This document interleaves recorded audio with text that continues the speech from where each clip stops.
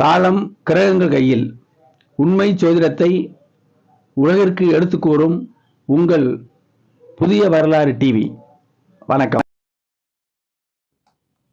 ஓம் சாய் ஸ்ரீ காமாட்சி தேவியை நமோ நமக. தமிழ் உறவுகள் அனைவருக்கும் இனிய வணக்கம். வாழ்க வளமுடன்.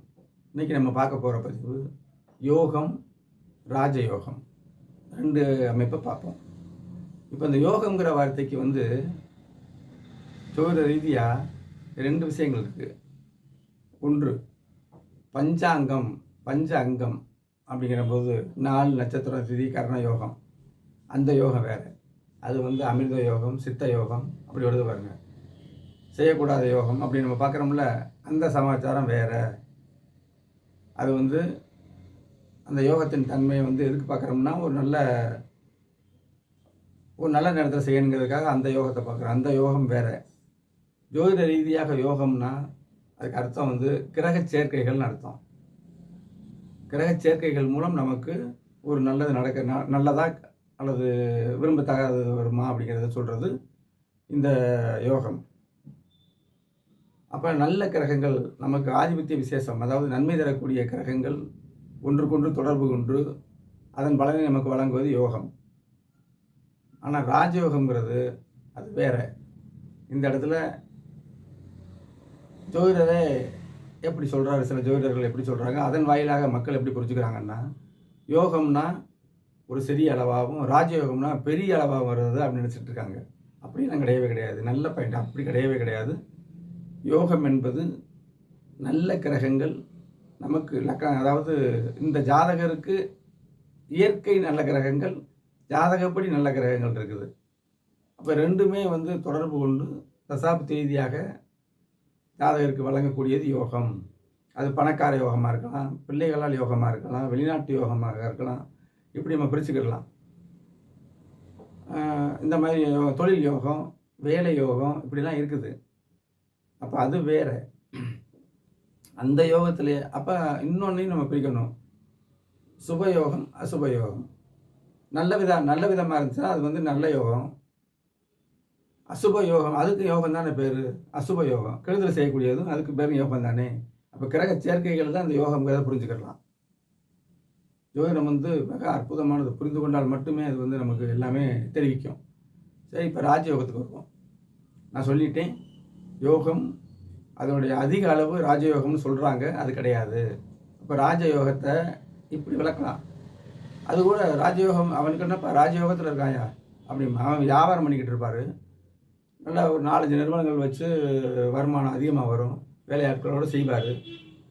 நல்ல வாகனம், வீடு, நல்ல லக்ஸரியான வீடு வாகனம்லாம் வச்சுருப்பார். சந்தோஷமாக வாழ்வார். இது அவர் ராஜயோகத்தில் பிறந்தவர் சொல்கிறது அது இல்லை. அப்போ இதுக்கு எப்படி, இந்த குழப்பத்துக்கு எப்படி நம்ம பார்த்துக்கணும்னா, அந்த ராஜயோகத்தை அரச யோகம்னு எடுங்க. அப்போ நல்ல வசதியாக வாழ்றவட்ட அவனுக்கு என்னப்பா அரச யோகத்தில் இருக்கான்னு சொல்ல முடியுமா? ஆனால் இப்படி வேணால் சொல்லலாம், ராஜா போல் வாழ்கிறாருன்னு. ராஜா போல் வாழ்ந்துட்டா போதுமா? ராஜா ஆக முடியாது. அப்போ ராஜயோகம் என்பது அரசராகும் யோகம், அரசாளும் யோகம், நாடாளும் யோகம்.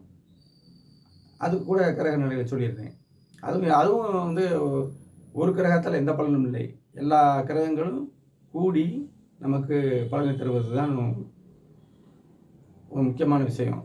அப்போ அரசு கிரகங்கள் என்ன?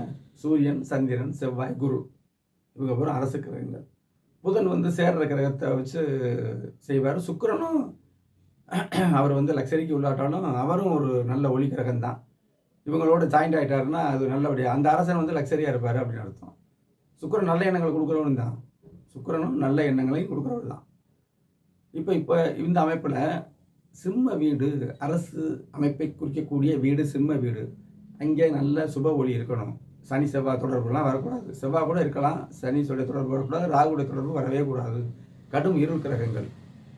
அப்புறம் அந்த அதிபதி சூரியன் நல்ல நிலையில் இருக்கணும். குரு பார்வையில் இருந்தால் சிவராஜ் யோகம், நேருக்கு நேரம் பார்த்தா. குரு மட்டும் சூரியனை பார்க்குற அமைப்பும் நல்ல யோகம். சூரிய சந்திரர்கள் நேருக்கு நேரம், பௌர்ணமிக்கு அருகில், இது போல நல்ல அமைப்பு. 10ஆம் அதிபதி நல்லா இருக்கணும். இந்த இடத்துல நம்மளுடைய கர்மம், அதாவது ஒரு செயல், அரசராக இருக்கிறது, தொழில் பண்ணுறது, அந்த 10ஆம் அதிபதி நல்லா இருக்கணும். லக்னாதிபதி நல்லா இருக்கணும், ராசி அதிபதி நல்லா இருக்கணும். எல்லாத்துக்கும் மேலே தசாபுத்திகள் நல்லபடியாக வரணும். இப்படிலாம் வரும்பொழுது அவர் அரசர். சரி, அரசரில் நல்ல அரசரா, சுயநலம் கொண்ட அரசரா, அதெல்லாம் இருக்குது. அதெல்லாம் தனித்தனியாக இப்போ இதை போட்டு குழப்பக்கூடாது. அப்போ அரச யோகம், அதாவது ராஜயோகம் என்பது வேறு, யோகம் என்பது வேறு. இன்னொரு யோகம் வந்து அது அன்றைய அந்த பஞ்சாங்கத்தில் வரக்கூடிய யோகம் வேறு.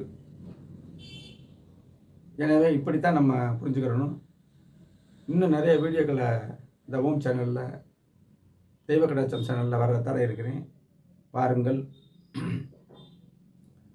அடுத்த வீடியோவில் சந்திப்போம். நன்றி, வணக்கம், வாழ்க வளமுடன்.